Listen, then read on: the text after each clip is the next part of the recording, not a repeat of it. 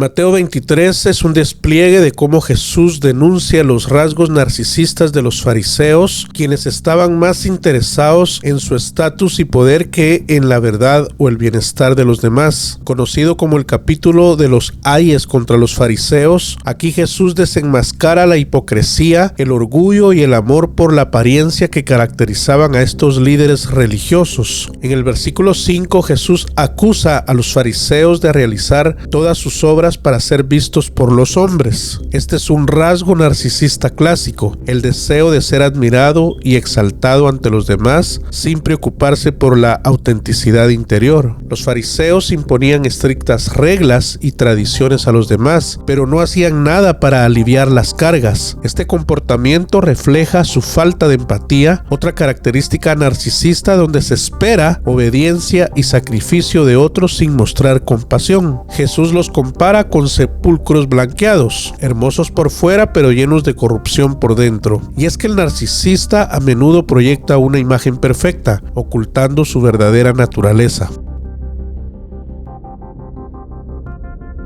Jesús expone que los fariseos demandaban obediencia a la ley, pero no la practicaban. Este es un comportamiento hipócrita, típico del narcisismo, donde la imagen que proyectan es de rectitud, pero sus acciones contradicen sus palabras. Además de la incongruencia entre sus palabras y sus acciones, Jesús desenmascara sus malas intenciones, su hipocresía y la malicia de su corazón torcido. Su enseñanza la usaban para hacerse de un nombre, para ganar autoridad y control sobre los demás, sin intención genuina de vivir de acuerdo con los principios que promovían. Además, imponían reglas estrictas, sin considerar las dificultades de los demás. Esto nos habla de falta de empatía y explotación. Claramente otro rasgo narcisista, porque exigían sacrificio de otros sin ser partícipes de ese mismo esfuerzo. Esto es una muestra de malicia al sobrecargar a otros para mantener su poder. Los fariseos y escribas usaban las leyes para oprimir y controlar a las personas, asegurando que todos permanecieran en una posición de sumisión. Como buenos narcisistas buscaban reconocimiento público por su devoción, exagerando símbolos externos de piedad. Esto es indicativo del narcisismo, ya que estaban obsesionados con la admiración superficial, sin preocuparse por la autenticidad espiritual. Usaban la religión como una plataforma para alimentar su ego, mostrando una profunda falta de sinceridad en su devoción. Los fariseos se deleitaban en los privilegios sociales y en los títulos honoríficos, lo cual refleja una obsesión narcisista con el poder y la jerarquía. El deseo de estar en los primeros lugares muestra una necesidad constante de superioridad. Estaban más interesados en la adulación y el reconocimiento público que en servir a Dios y al prójimo. Jesús hace una pausa a su denuncia en este momento y enseña una lección fundamental sobre la humildad y el verdadero liderazgo. Jesús recalca que solo Él es el verdadero maestro y que aquellos que le siguen no deben buscar títulos ni posiciones de poder que los separen o eleven por encima de los demás. Todos los creyentes son hermanos y deben verse como iguales sin competir por estatus o prestigio. Jesús enseña que la autoridad espiritual última proviene de Dios Padre, no de los líderes humanos. Por lo tanto, no debemos poner ninguna figura terrenal en un pedestal que reemplace la paternidad y autoridad de Dios. Jesús refuerza el mensaje de que Él es el único maestro en términos espirituales. Si bien podemos aprender unos de otros, debemos reconocer que la fuente de toda verdad es Cristo y que ningún hermano debe ser idolatrado o exaltado en esa posición. Jesús destaca el valor que debería destacar en el liderazgo, la humildad. O sea, Jesús acá redefine el concepto de grandeza y dice: los más grandes en el reino de Dios son aquellos que sirven a los demás. El liderazgo cristiano no se trata de dominar, sino de servir a los demás con amor y humildad. El amor y la humildad son principios centrales en el reino de Dios. Jesús resalta la humildad en esta porción de la Biblia y la exalta porque la arrogancia conduce a la humillación. Es decir, quienes buscan elevarse a sí mismos serán rebajados, mientras que aquellos que se humillan y sirven a otros serán honrados por Dios.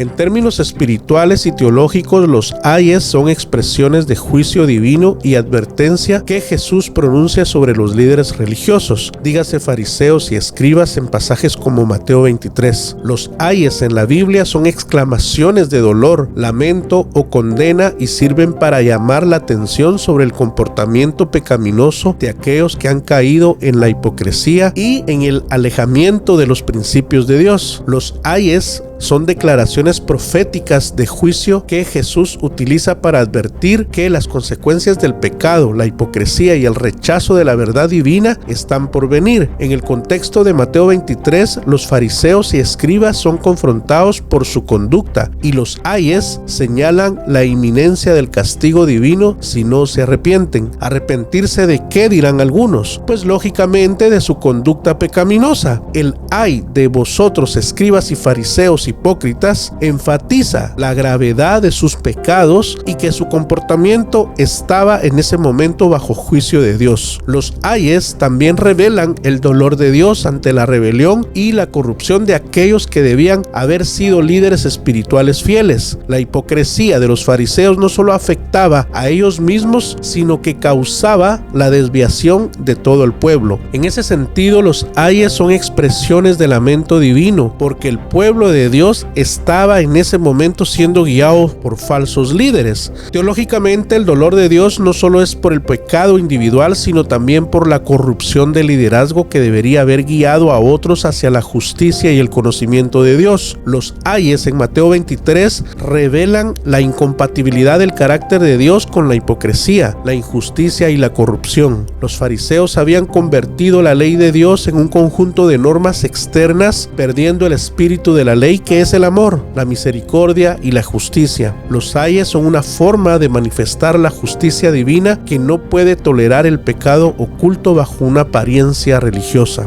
Aunque los ayes son condenatorios, implican un llamado al arrepentimiento. Jesús no simplemente declara juicio, sino que también en su dolor expresa la esperanza de que los fariseos y el pueblo comprendan su error y se vuelvan a Dios. Los ayes no solo son condena, sino que también son un recordatorio de la oportunidad de volverse a Dios y abandonar las actitudes hipócritas y narcisistas.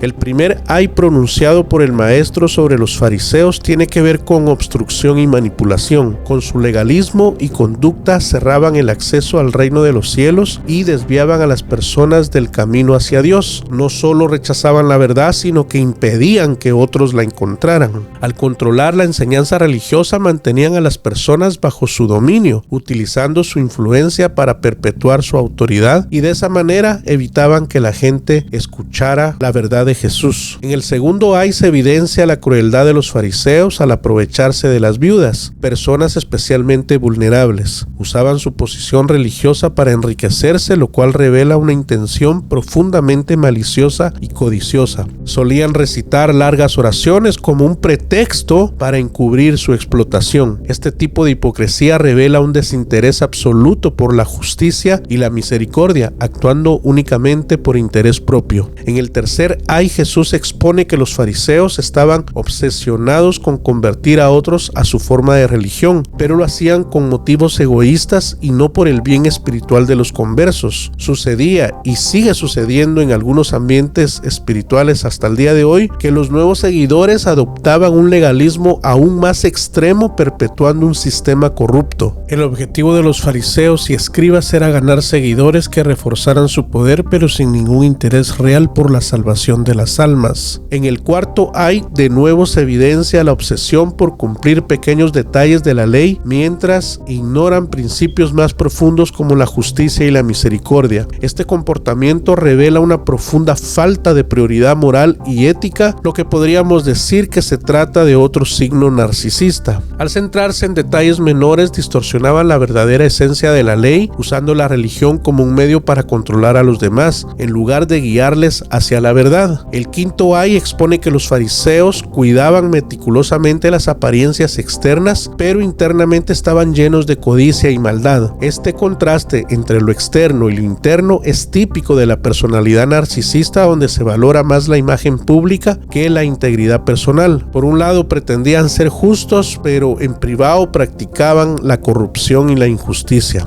En el sexto ay, Jesús usa esta metáfora de los sepulcros blanqueados, describiendo a los fariseos como figuras de pura fachada, bellos por fuera pero corrompidos internamente. Esto es una muestra clara del narcisismo, donde se prioriza la apariencia sobre la verdadera rectitud. En el último ay, Jesús denuncia la hipocresía de los fariseos por honrar a los profetas muertos, mientras en su tiempo rechazaban y perseguían a los que traían el mensaje de Dios. Aunque construían monumentos y adoraban los sepulcros de los profetas, sus acciones muestran que en realidad compartían el mismo espíritu de rebelión y rechazo que sus antepasados, quienes asesinaron a los profetas enviados por Dios. Los fariseos, como los escribas de ese tiempo, era gente simplemente deshonesta. Escondían su verdadera naturaleza maliciosa bajo una imagen de piedad. Eran ese tipo de personas como muchas de las que vemos hoy en día, manipulando la fe para su beneficio personal, autoengañando y engañando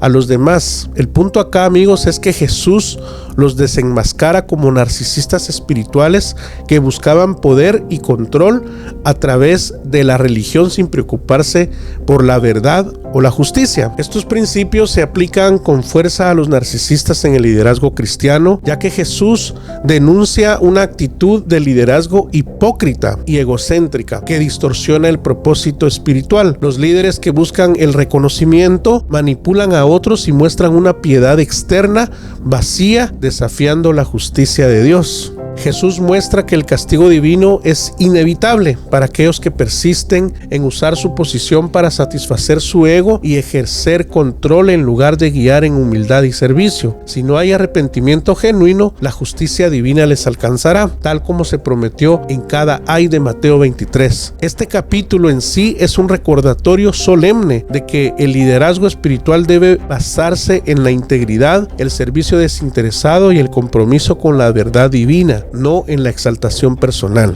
Y bien, amigos, si esta información fue de ayuda y de bendición para tu vida, te invito a que me regales un poderoso like, que escribas en la caja de comentarios la palabra amén para estar seguro de que esta información fue útil para ti. Te invito a que nos sigas en todas nuestras redes sociales. Aparecemos como A Esto Se Evita. Yo soy Javier Samayoa y nos sintonizamos en una próxima. Hasta pronto, bendiciones.